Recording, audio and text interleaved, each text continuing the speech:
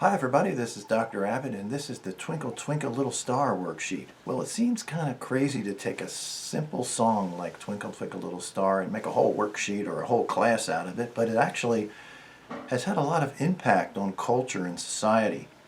So I'd like to point this out, starting with letter A. Twinkle Twinkle Little Star has four major influences in contemporary society. First, it plays a key role in the childhood learning process of reading and writing. Many languages, the first thing that a child contemplates for their alphabet comes in the form of a song. A, B, C, D, E, F, G, H, I, J, K, L, M, N, O, P. Twinkle, twinkle, little star. Some people don't even realize that. Secondly, Twinkle, Twinkle, Little Star is a song that is so common across culture that music education is possible, particularly through a method we will discuss in a minute called the Suzuki method. Letter C.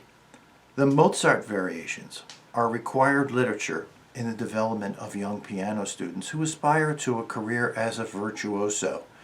A virtuoso is the best of the best, someone who makes a living as a soloist. So in the particular case of a child who wants to be a piano virtuoso, the Mozart variations, and there's 12 of them, are the first piece of music a child will deal with that is longer than one page. And it involves memorization. Memorization is very important because as a soloist, the piano is sideways so the audience can see the hands, and the parts must be memorized so that it looks like the piano player is feeling the music and the music is going through them. There's nothing really to see when someone is reading music. Finally, the Mozart variations and other pieces like it, because many composers did this, Beethoven did variations on another song, are essential to understanding the form that's called theme and variations. Theme and variation is very relevant to contemporary forms of music that involve improvisation, such as jazz and rock. Those are the two answers I would have you put down. But any kind of music where there is some sort of soloing that happens, say for instance ethnic music like klezmer music or Celtic music, the form of choice for this is theme and variations. Letter B. This nursery rhyme has a history beyond the childlike connotations that we usually ascribe to it. Besides its use as a song that children learn to sing for their alphabet, variations of folk melodies such as "Ba ba black sheep, have you any wool? Yes sir, 3 bags full" is Twinkle Twinkle Little Star. And lots of Christmas songs in multiple languages. There is much more to tell here. So here's a little bit about the history. This is number one. The melody is derived from an anonymous French folk song that was first published in 1761. Now, a folk song is something that is designed for the folk. It's simple. It's very easy for someone to sing, whether they play an instrument or not, whether they can actually carry a tune or not. And it's something that can be passed on from father to daughter, mother to son, that son's child. And so a history of a group of people can be transmitted without any paper involved. It's all up here. That's a folk song. Number two, the first appearance of this melody with lyrics appeared in 1774 and was titled "The Naive Confidence." So this is a rather adult lyric. It's about a woman telling her mother that the relationship she has with the man is just friends. Wink, wink. The first line later became the typical name of the song. This happens quite often. Country music does the same thing. The first line of the song will be the name of the song. And this is "Oh, Shall I Tell You, Mommy?"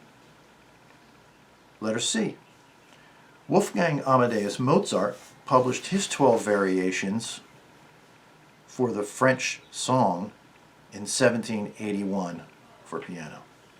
Many other sets of variations have appeared, including Joseph Haydn's Symphony No. 94, which is referred to as the Surprise Symphony. The second movement uses this melody and it plays it at a very soft dynamic, and at one particular point there's a very loud sound, which in music we call a sforzando, and it's supposed to make the audience jump. That's the surprise.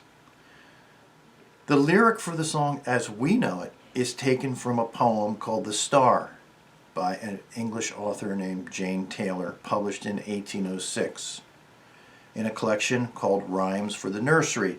So the first stanza is what you know. Twinkle, twinkle, little star, how I wonder what you are, up above the sky so high like a diamond in the sky.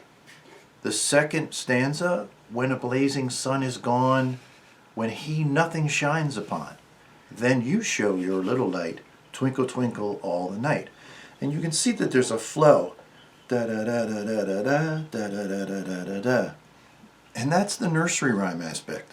The same rhythm happens. Da da da da da da da da da da da da da da.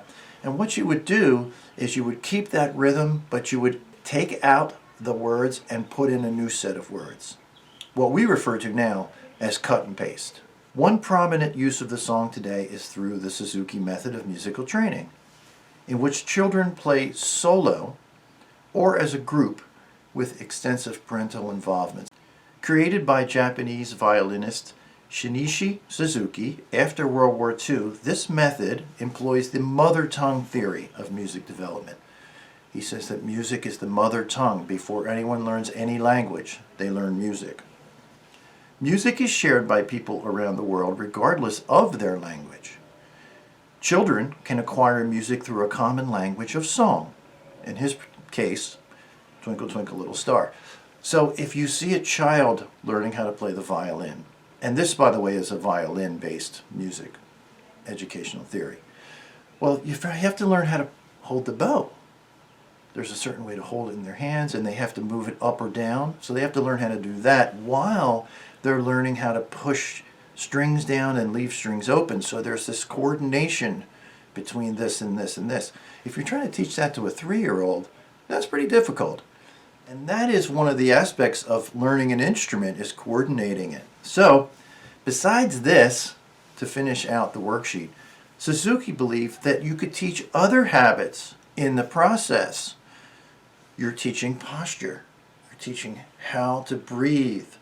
He threw in citizenship, socialization, because once you have this lesson with your teacher, the next thing you're going to do is play with other children on a Sunday afternoon, and all the teacher students will play. So now you have to get dressed up, and you have to be on time, and you have to try and get everybody organized. One of the main aspects of music in general is that it requires a student to go into a room and face themselves. So discipline, self-control, communication skills carries over into their homework, into their family life, into their cultural life. This is one of the things that has been proven time and time again, how strong music is in developing other habits. Okay, there is your Twinkle, Twinkle, Little Star worksheet. You know the routine. The questions are on the test. The answers are on the video. I'll see you soon.